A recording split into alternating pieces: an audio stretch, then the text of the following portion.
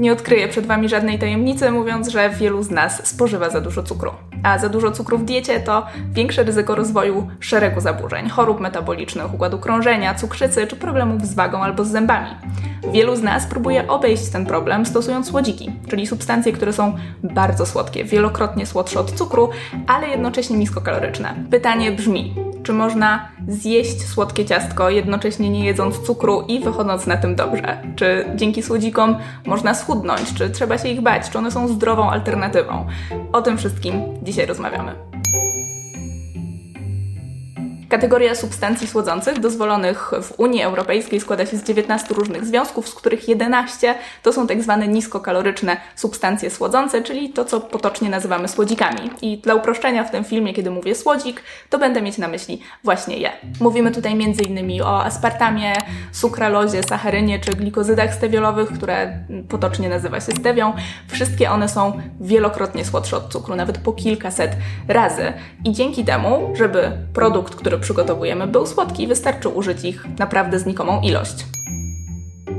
Generalnie tak, każda substancja wykorzystywana jako słodzik musi przed dopuszczeniem na rynek zostać zaakceptowana przez Europejski Urząd do Spraw Bezpieczeństwa Żywności, czyli EFSA, i tych 11 substancji, o których przed chwilą wspomniałam, taką akceptację uzyskało, co oznacza, że zgodnie ze stanem dzisiejszej wiedzy nie stanowią one zagrożenia dla zdrowia. Największe obawy w przypadku słodzików związane są z rozwojem nowotworów. W latach 70. ubiegłego wieku badania na gryzoniach udowodniły, że zwiększona konsumpcja m.in. sacharyny przez te zwierzęta może prowadzić u nich do zwiększonego ryzyka rozwoju nowotworów. Tej samej zależności nie udało się jednak zaobserwować ani udowodnić w badaniach na ludziach. My metabolizujemy te substancje inaczej niż gryzonie, a dodatkowo też nie jesteśmy w codziennym życiu eksponowani na tak gigantyczne ich ilości jak zwierzęta laboratoryjne. I badania przeprowadzone na ten temat, a także metaanalizy je podsumowujące są tutaj bardzo zgodne.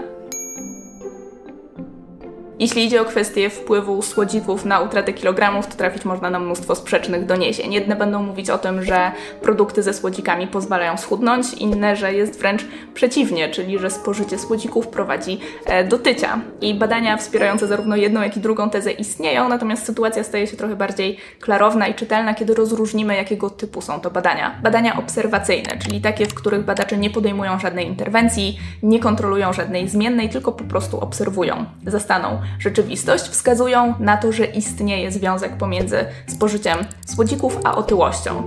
I to brzmi niepokojąco, ale badania obserwacyjne nie są, chyba zwłaszcza w dietetyce, złotym standardem. Może być przecież tak, że osoby, które piją dużo słodkich napojów dosładzanych słodzikami, będą generalnie odżywiać się trochę gorzej niż osoby, które zupełnie z takich produktów rezygnują. I osoby te częściej niż pozostałe będą tyć i badanie obserwacyjne nie jest w stanie wskazać, co jest przyczyną, a co skutkiem takiego stanu rzeczy. Badania o wyższym standardzie, czyli takie, w których ochotników przypisuje się w sposób losowy do kilku grup traktowanych w różny sposób, wskazują na odwrotną zależność, czyli na to, że spożycie słodzików może wiązać się z utratą kilogramów, chociaż nie będzie ona jakaś spektakularna. I wyniki tego typu badań uważa się generalnie za bardziej wiarygodne.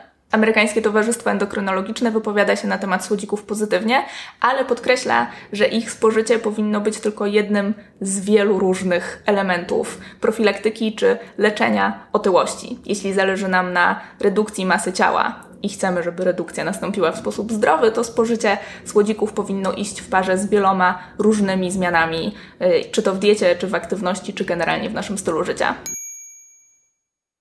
Z cukrzycą drugiego typu jest podobnie. Badania sugerujące związek pomiędzy spożyciem słodzików a tą chorobą są najczęściej obserwacyjne i przez to mogą prowadzić do błędnych interpretacji. Dla przykładu, czy osoby spożywające produkty ze słodzikami będą częściej chorować na cukrzycę, czy może jednak osoby, które wiedzą o tym, że są w grupie podwyższonego ryzyka albo już chorują, chętniej będą sięgać po produkty bez cukru, dosładzane innymi substancjami. Badanie obserwacyjne nie jest w stanie tego rozstrzygnąć. Faktem jest natomiast, że spożycie słodzików nie wpływa na poziom glukozy ani insuliny we krwi, a różne instytucje, na przykład Amerykańskie Towarzystwo Diabetologiczne, wypowiadają się na temat słodzików pozytywnie, ponownie wskazując na to, że one mogą wspomagać redukcję masy ciała i w związku z tym prowadzić do poprawienia różnych parametrów metabolicznych. niskokaloryczne substancje słodzące są bezpieczne dla zdrowia, o ile tylko ich spożycie mieści się w wyznaczonych limitach i w Europie tak jest. Nawet wśród osób, które włączają do diety bardzo wiele tego typu produktów, na przykład wśród cukrzyków. Stanowisko w tej sprawie wydały wspólnie różne polskie instytucje zajmujące się zdrowiem publicznym, w tym m.in. Instytut Żywności i Żywienia czy Polskie Towarzystwo Badań nad Otyłością. Podkreślają one, że dostępne na europejskim rynku słodziki są bezpieczne i że w niektórych wypadkach zastępowanie nimi sacharozy jest uzasadnione. Ważne jest natomiast, żeby pamiętać, że słodziki nie są jakimś złotym środkiem, który rozwiąże wszystkie problemy osób z nadwagą czy z cukrzycą. Słodziki mogą być odpowiedzią na zaspokojenie potrzeby odczuwania słodkiego smaku, ale większym celem powinno być raczej stopniowe wprowadzanie trwałych zmian w diecie, w aktywności czy w stylu życia. Trzeba też pamiętać o tym, że produkt, w którym cukier zastąpiono słodzikiem, może też jednocześnie zawierać więcej tłuszczu i w związku z tym prowadzić do wzrostu masy ciała. W ostatnim czasie pojawia się też mnóstwo pytań o interakcje między słodzikami a mikroorganizmami, które zasiedlają nasze jelita i ten temat jest bardzo świeży, badań jest jeszcze niewiele i w związku z tym trudno o jakieś poważne konkluzje, ale na pewno warto śledzić ten temat i trzymać rękę na pulsie. Okej, na dzisiaj ode mnie to wszystko. Bardzo dziękuję tym instytucjom, które udzieliły mi merytorycznego wsparcia i sprawiły, że powstanie tego odcinka było możliwe. Jeśli Wy chcecie coraz lepiej orientować się w świecie nauki, to subskrybujcie ten kanał i widzimy się za tydzień. Jak zawsze, buzi!